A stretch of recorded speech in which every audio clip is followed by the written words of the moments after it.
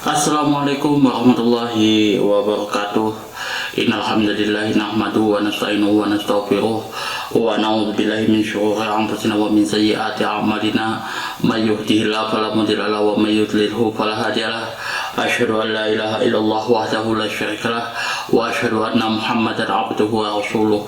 Allahumma shalli ala sayyidina Muhammad wa ala ali sayyidina Muhammad kama shallaita ala sayyidina Ibrahim wa ala ali sayyidina Ibrahim wa barik ala sayyidina Muhammad wa ala ali sayyidina Muhammad kama barakta ala sayyidina Ibrahim wa ala ali sayyidina Ibrahim fil alamin innaka Hamidum Majid.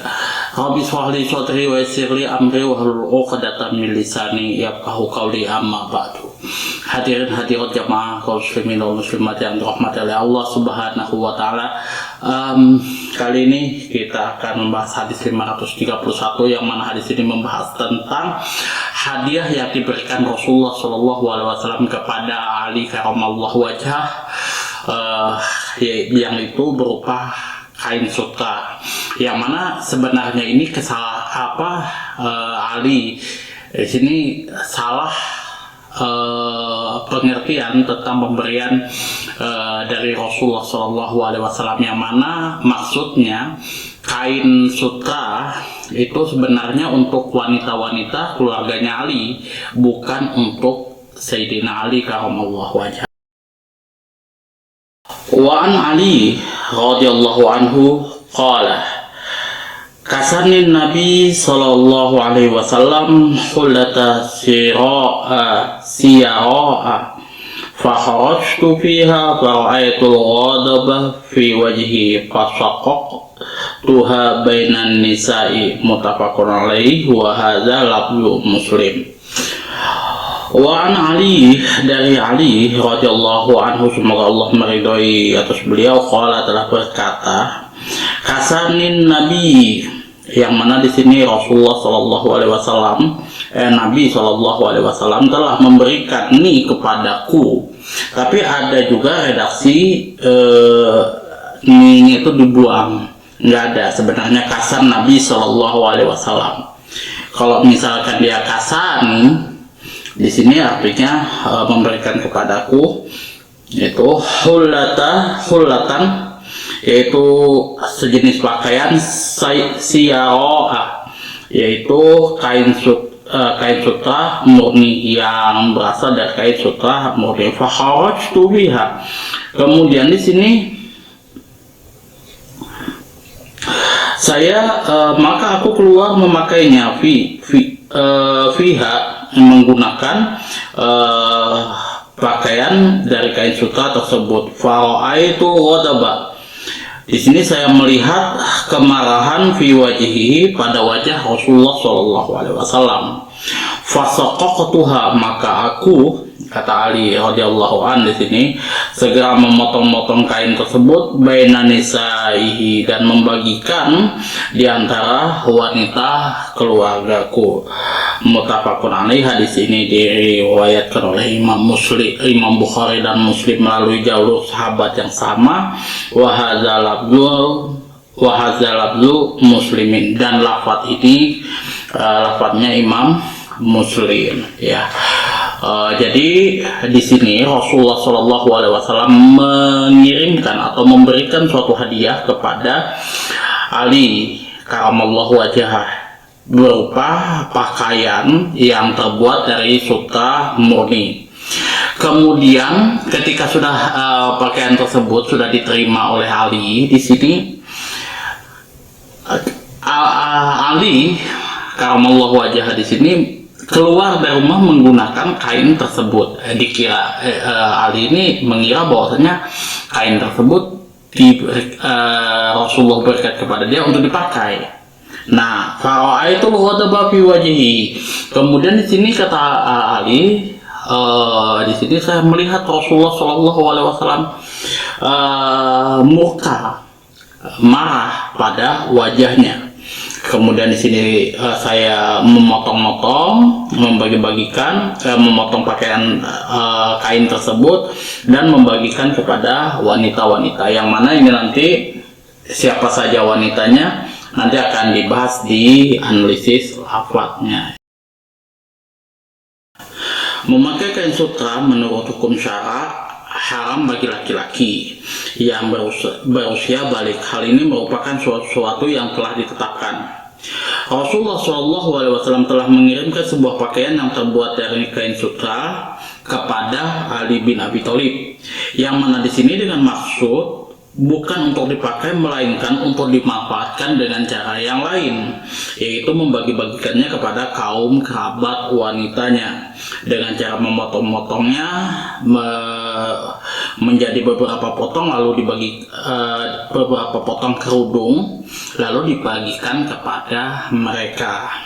Akan tetapi di sini Ali menafsirkan pengertian ini berdasarkan makna lahiriah dari makna lahiriah pengiriman tersebut, sehingga ia memanfaatkannya dengan cara memakai kain sutra tersebut. Jadi Ali karamallahu ini salah menafsirkan apa yang telah dilakukan oleh Rasulullah SAW ketika kain ini untuk Ali bukan untuk dipakai sebenarnya, bukan untuk dipakai oleh Ali sebenarnya, tapi untuk dibagikan ke wanita-wanita keluarga daripada Ali karamallahu wajhah. Nah, maka ketika itu Nabi SAW melihatnya. Beliau marah karena hal tersebut tidak sesuai dengan apa yang dimaksud oleh Rasulullah SAW.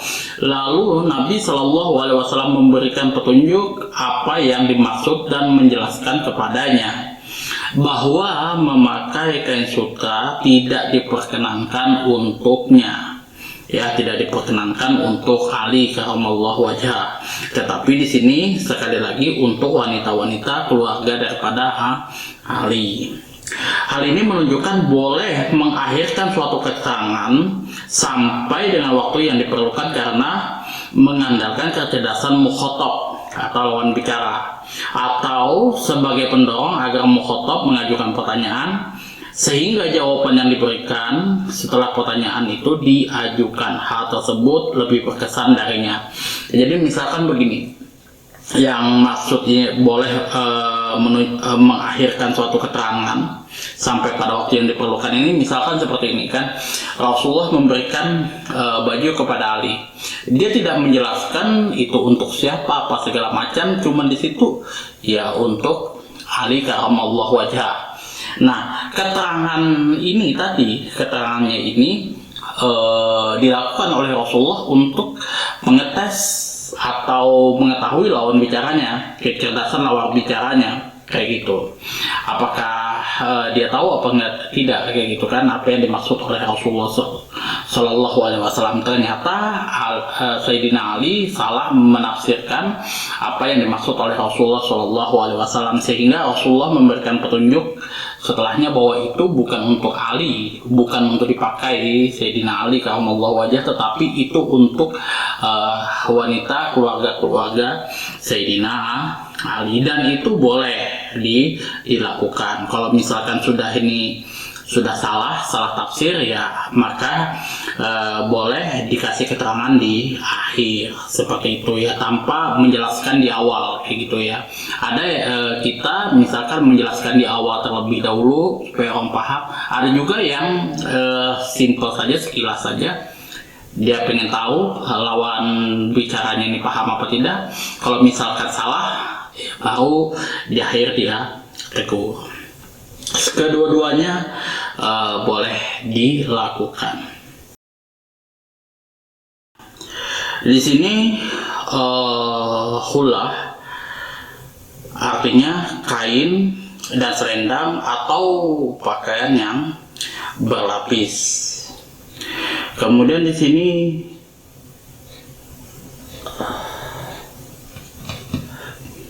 siaro di sini atau siro, ya, bisa siaro atau bisa siro. Di sini artinya sejenis kain sutra yang murni. Di sini ya, faharajtu biha, maka aku keluar dengan memakai kain tersebut. Fiha di sini kembali kepada hulatan siaro atau hulatan siro, itu ya. Fara'aitu ghadaba fi wajhihi.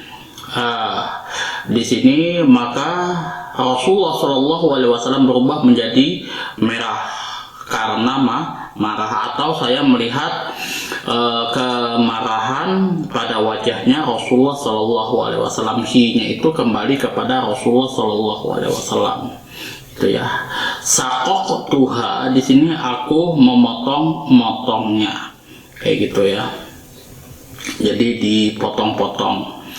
Muttafaqun alaih, hadis ini hadis di atas menurut lafaz yang diketengahkan oleh Imam Muslim, dan ia dalam riwayat yang lain menambahkan sesudah kalimat tersebut, lalu aku melihat petanda marah pada wajah beliau, yaitu sebagaimana berikut ya. Faqala inni lam ab'asha ilaika litalbasaha innaka ba'astuha ilaika litushakihal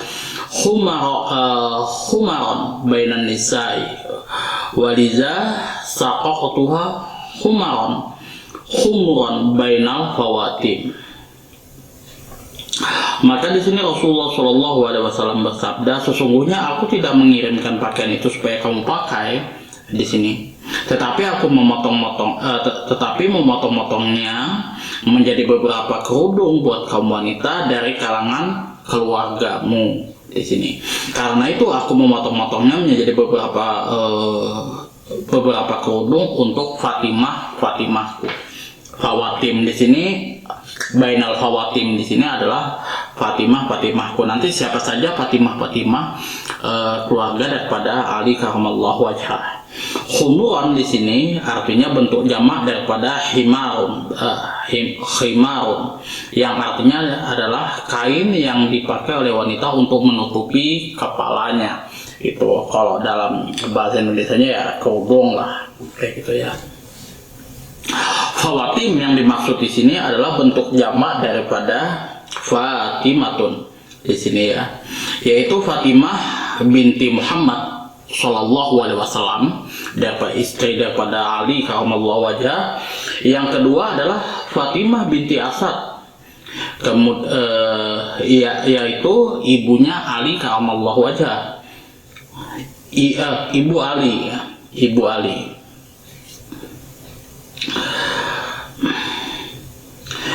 Kemudian di sini Fatimah anak perempuan pamannya sendiri, yaitu Hamzah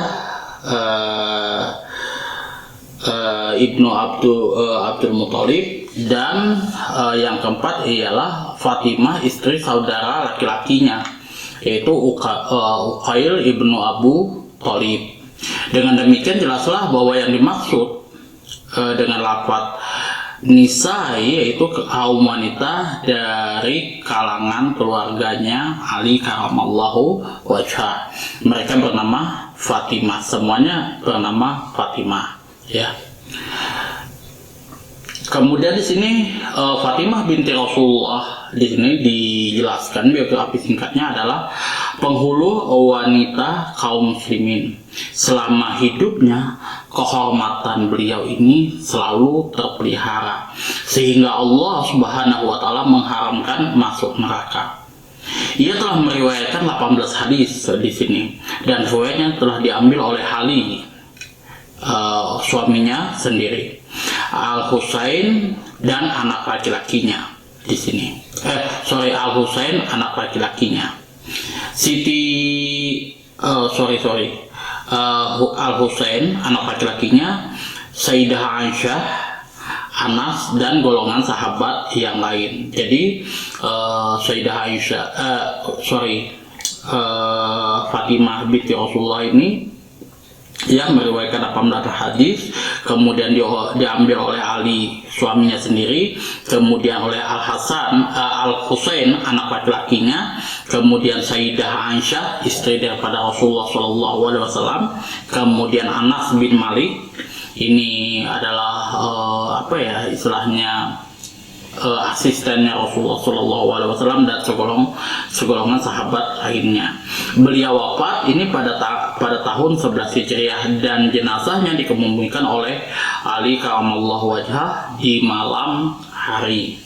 Kemudian Fatimah yang selanjutnya adalah Fatimah binti Asad ibnu Hashim ibnu Abdul Manaf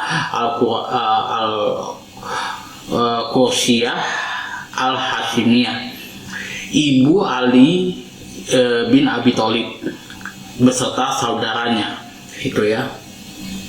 Nah, ibu Ali bin Abi Thalib ya, ibunya Ali karamallahu wajhah. Beliau ini hijrah di Madinah dan wafat di Madinah. Rasulullah Shallallahu Alaihi Wasallam mengkafaninya dengan baju gamisnya, lalu berbaring di dalam kuburnya. Lalu mereka bertanya kepada Rasulullah Shallallahu Alaihi Wasallam, kami belum pernah melihat engkau melakukan hal ini sebelumnya.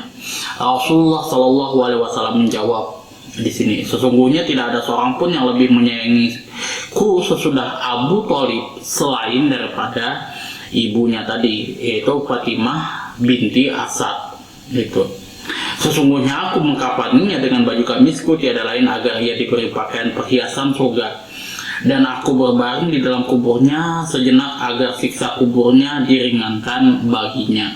Itu biografi singkat Fatimah binti Asad, ibu daripada Ali bin Abi Thalib. Kemudian Fatimah binti Hamzah ibnu Abdul Muthalib al-Qursiyah al-Hashimiyah, ini anak daripada Hamzah bin Abdul Muthalib. Jadi kalau anaknya Hamzah bin Abdul Muthalib artinya sepupu daripada Rasulullah Shallallahu Alaihi Wasallam, yaitu anak paman daripada Rasulullah Shallallahu Alaihi Wasallam. Abu Nuaim mengatakan bahwa nama asli beliau ini adalah Umamah. Menurut pandangan yang lain adalah Umaroh, dan diberi julukan Ummu Fadl. Ummu Fadl, kalau rata-rata yang banyak diketahui orang itu Ummu Fadl. Kayak gitu, jarang orang mengetahui Fatimah binti Hamzah bin Abdul Muthalib. Itu ya, jarang. Kebanyakan Ummu Fadl. Ini sepupu daripada Rasulullah Shallallahu Alaihi Wasallam.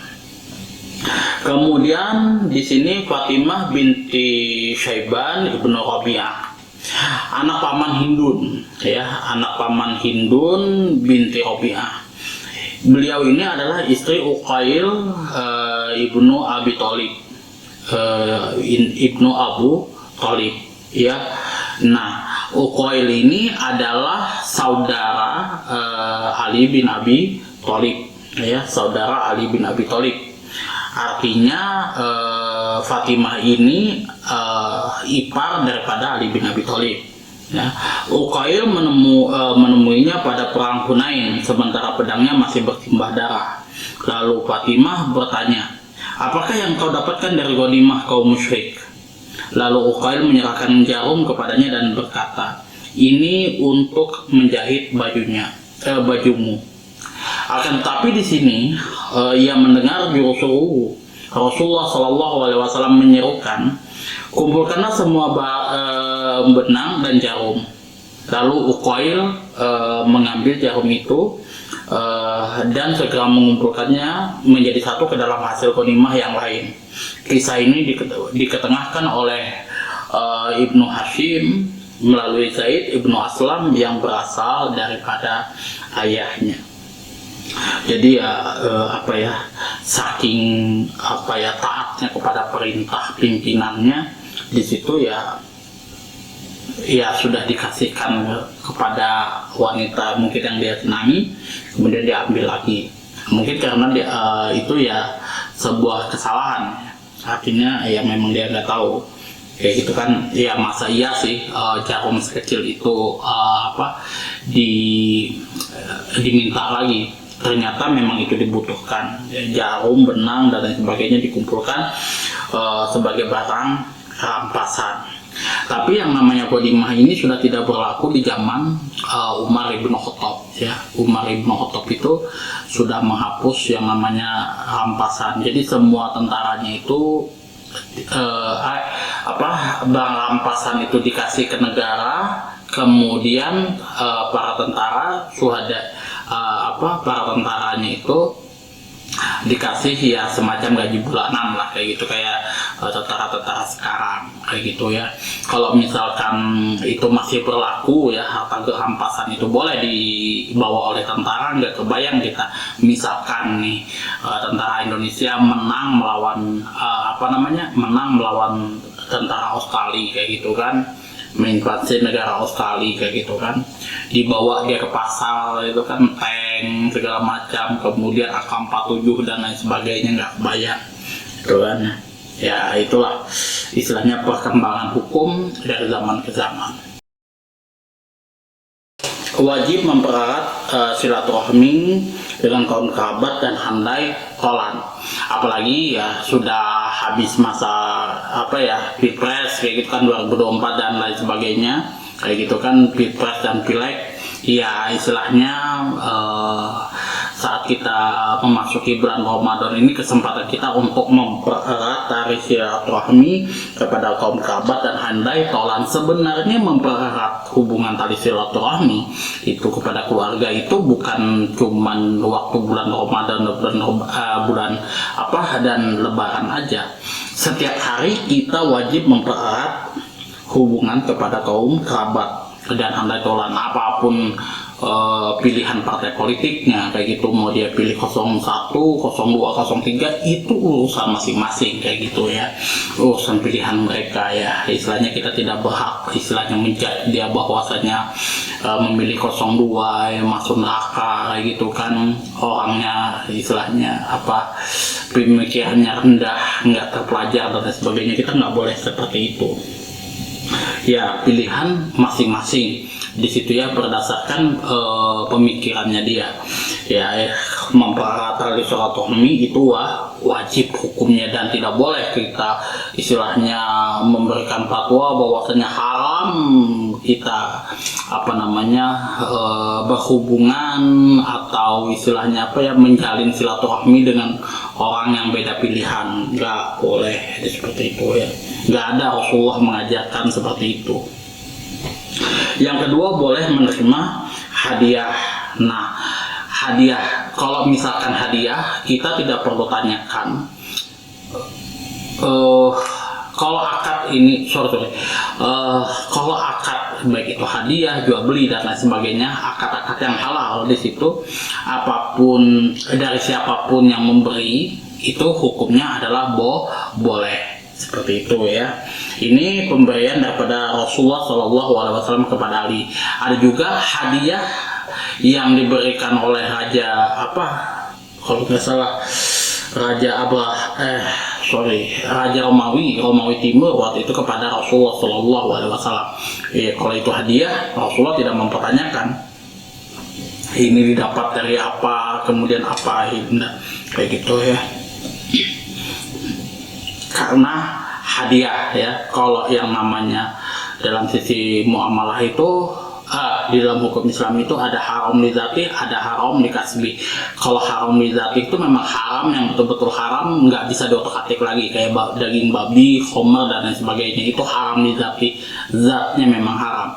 Tapi kalau haram li kasbi itu haram karena cara mendapatkannya itu haram. Contoh misalkan kalau kita mendapatkan uang itu dari hasil korupsi, itu namanya haram. Kemudian uang itu kita berikan ke istri kita, itu kan tanpa kita beritahu lah kayak gitu kan, kita berikan ke istri kita dalam bentuk nafkah. Nah, itu nafkah itu uang yang kita berikan ke istri itu hukumnya adalah halal kayak gitu. Karena akadnya menafkahi istri kayak gitu ya. Istri nggak ada urusan di situ, dia tetap halal. Uang yang kita berikan itu, nafkah yang kita berikan itu hukumnya halal, karena akadnya tadi ya menafkahi istri, dan menafkahi istri itu adalah kewajiban kayak gitu. Tidak ada yang namanya memberi makan istri dari uang haram, itu nggak ada, kecuali memang suami istri ini memang sudah mufakat mau korupsi, itu beda lagi itu ya. Yang ketiga, kaum laki-laki haram memakai sutra. Itu tidak boleh kaum laki-laki memakai sutra, mutlak haram. Kemudian yang keempat, boleh mengakhirkan penjelasan sampai waktu yang dikehendaki. Karena Ali memanfaatkan kiriman Rasulullah SAW dengan memakainya. Kemudian di akhir baru Rasulullah menjelaskan kepada Ali bahwa ia tidak boleh memakai sutra tersebut, hukumnya adalah haram. Yang kelima, boleh menghadiahkan sesuatu yang dihalalkan bagi penerimanya agar ia manfaatkan untuk kaum kerabatnya yang halal memakai hal tersebut. Jadi menghadiahkan sesuatu bagi penerimanya, ya bagi Ali. Ali ini kan haram menerima kain sutra. Itu boleh mengasihkan kepada seseorang yang sesuatu yang halal bagi penerimanya, kayak gitu. Tapi di sini bukan dimanfaatkan kain tersebut untuk Ali, tapi untuk kerabat-kerabatnya. Jadi Ali karamallahu wajhah itu hanya sebagai istilahnya apa ya, perantara ya, karena kan Ali ini kan pemimpin, istilahnya kepala keluarga daripada kerabat-kerabatnya. Di situ kepada Khawatim, kepada Fatimah kerabatnya di situ. Itu boleh kayak gitu. Tapi bukan untuk dimanfaatkan laki-laki tersebut, tapi memang untuk keluarganya. Dan memakai kain sutra ini bertentangan dengan kudrat kelaki-lakian seseorang, kayak gitu ya. Itulah kenapa kain sutra tersebut haram dipakai untuk laki-laki. Itu saja yang dapat saya sampaikan. Kurang dan lebihnya saya mohon maaf yang sebesar-besarnya apabila dalam penyampaian ini tidak sesuai dengan ekspektasi teman-teman semuanya. Kemudian ada kata-kata saya yang menyinggung hati teman-teman semuanya. Kemudian di sini apabila ada saran, kritikan, masukan dan juga pertanyaan, silahkan dapat mengatur di kolom komentar.